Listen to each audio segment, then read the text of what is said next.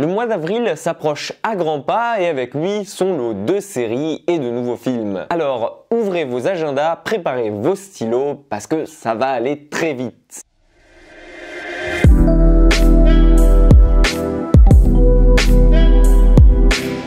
La première semaine de ce mois d'avril sera assez calme, que ce soit sur Amazon Prime ou bien sur Netflix, mis à part l'habituel épisode de Winter Soldier qui débarque le vendredi sur Disney+. Il n'y aura donc aucune sortie particulière à se mettre sous la dent et il faudra attendre le 7 avril pour voir débarquer Wonder Woman 84 en Blu-ray et en DVD. Privé de sortie au cinéma cette année, la suite du film de 2017 qui avait plutôt bien marché pour DC est prévue chez nous directement en Blu-ray, tout comme Sacrée Sorcière le mois dernier, et on espère que pour lui le résultat sera différent. Vous pouvez d'ailleurs aller voir par ici ma critique de Sacrée Sorcière si vous êtes intéressé par le sujet. Toujours réalisé par Patty Jenkins, on suit Diana Prince alias Wonder Woman, cette fois-ci propulsée à la folle époque des années 80. Ce sera donc sous de la musique bien funky comme il faut qu'elle retrouvera Steve, censé être mort lors de la Première Guerre mondiale. Et à eux deux, ils vont devoir combattre Maxwell Lord, un homme arrogant et ignoble et prêt à tout pour mettre la main sur une pierre qui aurait le pouvoir d'exaucer n'importe quel vœu.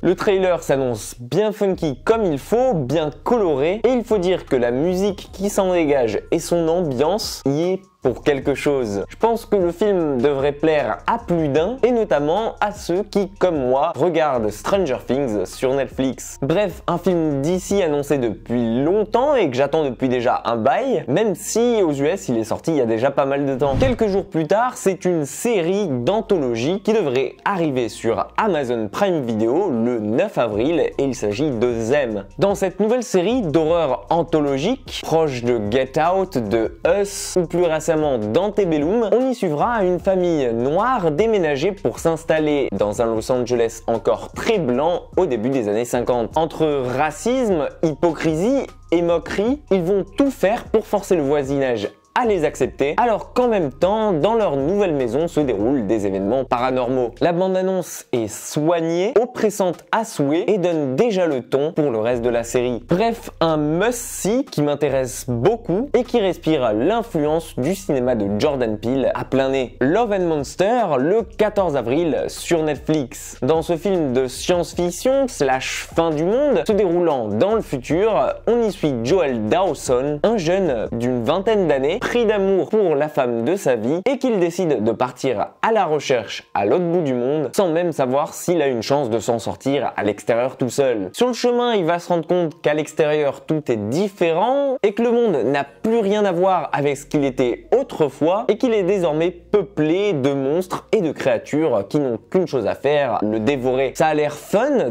décalé, la bande-annonce donne le ton et on dirait un petit mélange entre Sans un bruit, Bird Box et surtout The Last of Us pour l'ambiance visuelle qui s'en dégage. Bref, j'ai hâte de voir ce que ça va donner. Et en plus de ça, c'est avec Dylan O'Brien, l'acteur principal de la saga Labyrinthe, ou encore Michael Rooker. Là, on part sur un registre tout à fait différent et carrément même puisqu'il s'agit d'une adaptation en film d'un jeu vidéo qui est très attendu par de nombreux fans. Et il faudra attendre le 17 avril sur HBO Max et donc je pense quelques temps après chez nous pour découvrir la nouvelle adaptation de Mortal Kombat. Plus de 20 ans après la dernière adaptation de ce jeu mythique et bon nombre d'autres jeux adaptés au cinéma entre temps et qui ont donné plus ou moins des films corrects ou juste nul. En témoigne la récente adaptation d'Assassin's Creed ou la prochaine et future sortie de Monster Hunter. Beaucoup de monde, y compris moi, en attendant beaucoup de ce jeu vidéo, enfin de ce film. Et il faut dire que la bande-annonce n'y est pas pour rien, puisqu'elle a hypé déjà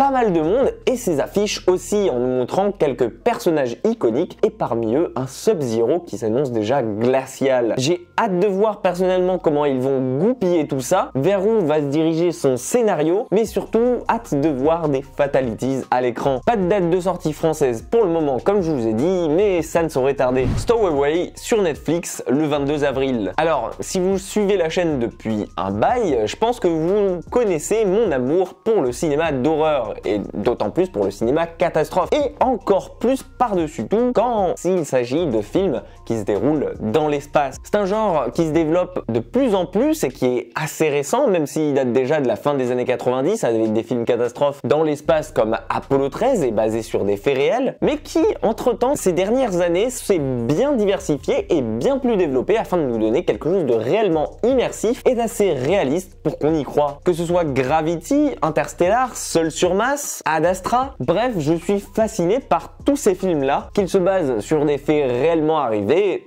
ou non. D'ailleurs, dites-moi en commentaire, c'est quoi votre film préféré à vous qui se passe dans l'espace? Moi, je pense que c'est Interstellar. Sans vraiment chercher plus loin, c'est l'un des films qui m'a mis une plus grosse claque au cinéma à sa sortie, même si le très récent Ad Astra a fait pas mal. Et là, avec Stowaway, on s'approche encore un peu plus du réel puisqu'il s'agit d'une expédition que l'on va suivre de chercheurs qui se rendent pour la première fois vers Mars. Et bien entendu, à son bord, tout ne va pas se passer comme prévu. Il va manquer de l'oxygène, il va y avoir des problèmes pour la survie de l'équipage, et ça à des milliers de kilomètres de la Terre. Avec Anna Kendrick, Toni Collette ou encore Daniel Dae Kim à son bord, que des acteurs que j'aime beaucoup, et j'ai hâte de voir ce que celui-ci a à nous proposer et surtout voir s'il va upgrader le niveau ou bien si au contraire il va se reposer sur ce qu'on a déjà vu dans ce cinéma. Affaire à suivre donc. Le 30 avril débarque un film sur Netflix que j'attends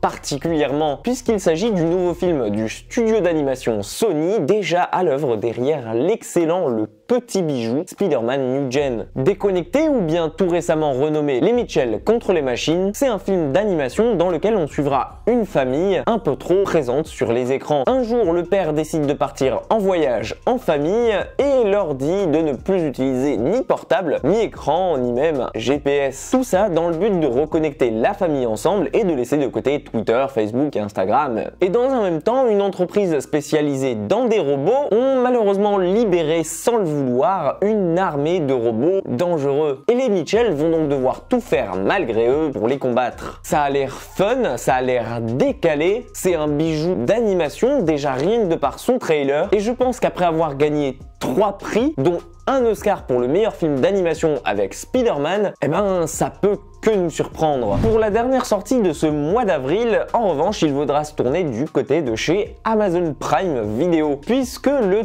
30 avril débarque sur la plateforme sans aucun remords. Dans ce nouveau film de la saga Tom Clancy, avec à son bord Michael B. Jordan, on va suivre la vengeance d'un homme à qui on a tout pris lorsque des hommes cagoulés et armés jusqu'aux dents sont venus chez lui tuer sa femme lors d'un cambriolage. À mi-chemin entre un John Wick ou encore un Taken, mixé avec la rage de vaincre de Michael B. Jordan qu'on lui connaît pour son rôle de Creed, eh bien ça s'annonce déjà explosif et rempli d'action comme il faut, et je pense que c'est pile poil le film qu'il vous faut si vous cherchez à faire le plein d'adrénaline. L'exutoire donc de cette sélection et qui arrivera pour notre plus grand plaisir le dernier jour de ce mois d'avril. Voilà donc ce qu'il faut s'attendre à découvrir ce mois-ci. J'espère que vous avez tous bien rempli vos agendas avec les dates correspondantes et qu'il y a un film ou bien une série qui en particulier a su retenir votre attention. Bien entendu, si vous avez trouvé la vidéo utile ou bien qu'elle vous a plu, n'hésitez pas à la partager, à la liker, ça me fait toujours plaisir. Pensez à vous abonner si ce n'est pas déjà fait, on est presque